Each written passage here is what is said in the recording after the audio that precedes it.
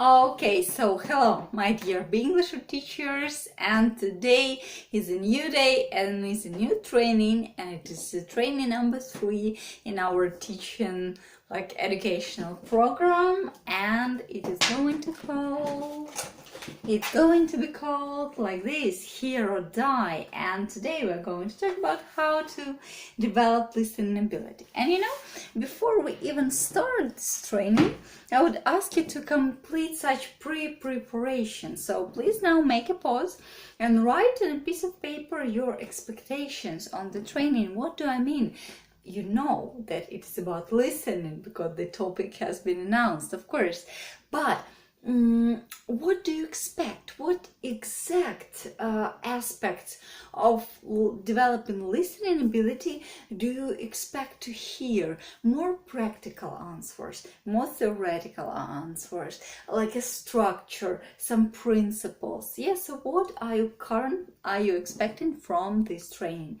Please make a pause and write it down.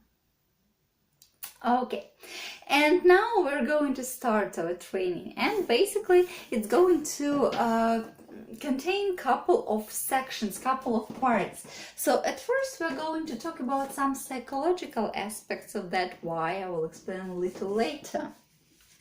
psycho aspects of listening. Then we are going to talk about about stages of listening progress, I would say.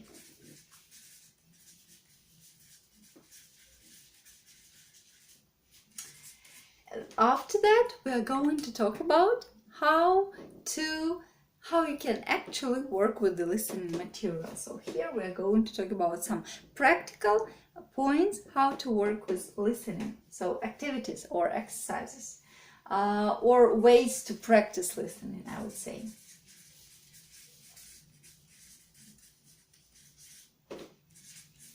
And in the end, you will be able to practice it yourself. Yes, so feel yourself like a student and practice it yourself. Do it yourself. And of course, in the very end, I will provide you with some resources which you can use for practicing the listening of your students, for developing your students' listening ability. Okay, and basically let's start. So, and the first warming up activity within the topic of the training will be my question. So, are your students happy with their listening skills? Again, now please take a couple of seconds and really find the answer.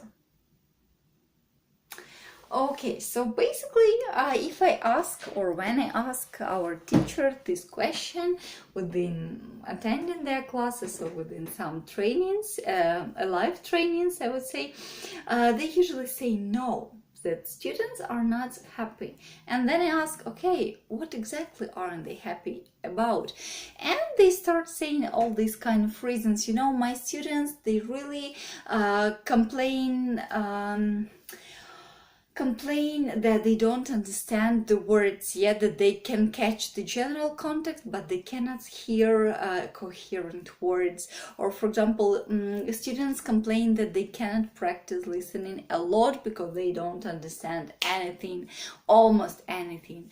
Or for example, they can complain about that they talk in a strange way, they use some vocabulary, they have some strange accent. That's why even if I know this word, I cannot hear it. So basically, if we all these complaints, they would be, my listening skills are not as high as I would expect.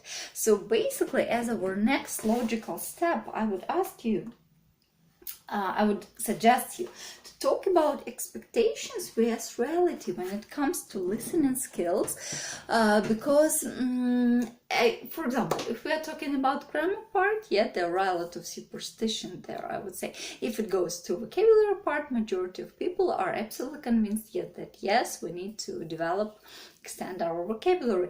And when it goes to listening part, I would say this area of English learning contains the major amount, the biggest amount of different expectations. And for myself, I would divide them into 4 categories. And now we are just going to go through these categories and try to understand what are they about. Again, why are we doing that? Because it is our job to solve our students' problems, and if our students, and majority of them if our students do face the difficulties with listening comprehension, we have to find a way to help them. That's why we need to understand psychological motives, because this area is so widely covered with different expectations. Or stereotypes, we could say. So we're going to talk about stereotype or expectation. Then we will try to understand where it comes from, what are the roots, what is the background for it, and what can be the solution, because again, this is our work to provide solutions. Okay, so the first stereotype, all the stereotypes for me, I categorized into 4 categories. Of course, you can have your own categories, and I will be really happy if you share your own categories with me in the comments or in the answer to this training. It's very interesting. My vision of this issue is like that. Yeah. I must hear I must hear every word. Yeah. So, okay, even before we go to all these expectations, I would suggest you such a principle, one more principle that I would highlight. It is the principle of yin-yang.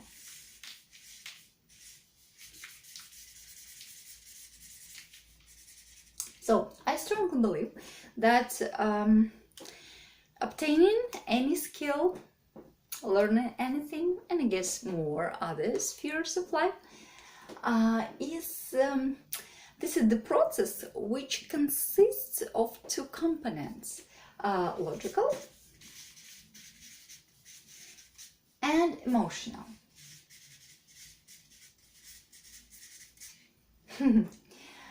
Basically, I would say any kind of achievements or any kind of results or any kind of movements in our life, I would say, could be divided in these 2 steps, consist these 2 sides, I would say. Even within our learning program, within our semesters, I recommend you to have 50% of more logical classes when your students obtain and grow their background, grammatical, vocabulary. So when these lessons are dedicated more to analysis, I would say, and learning to use that. So when it comes to logic, basically, these kind of processes are usually called necessary yet not so pleasant. Pleasant yet not so pleasant, yet necessary.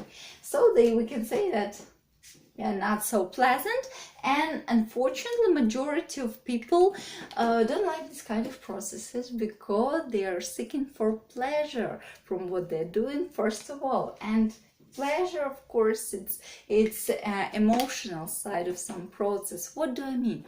You get pleasure when you do something effortlessly or with minimum effort, or when you overcome something. So after you have overcome some of your weakness, some challenge, you feel pleasure, or when you're doing something effortlessly and when you want this.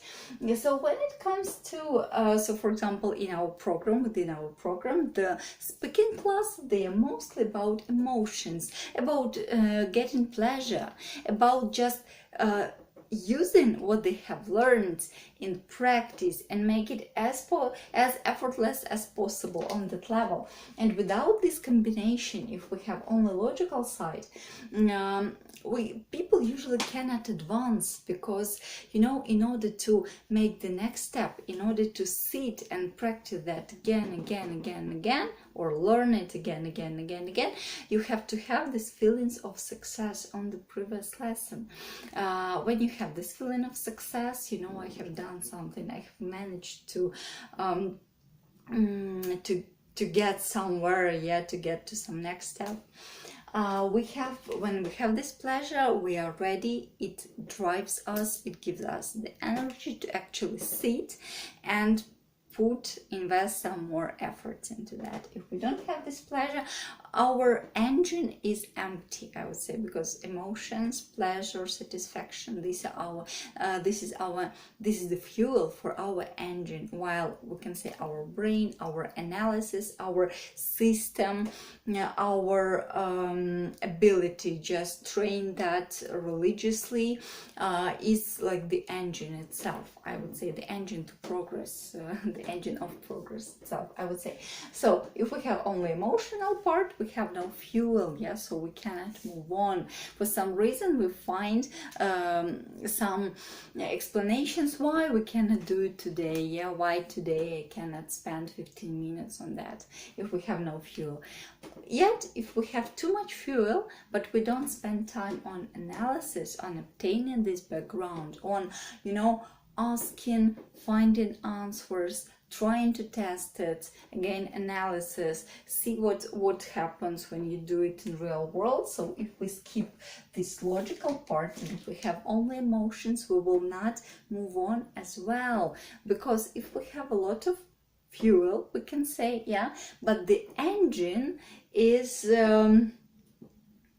has a lot of I would say it has a lot of leaks.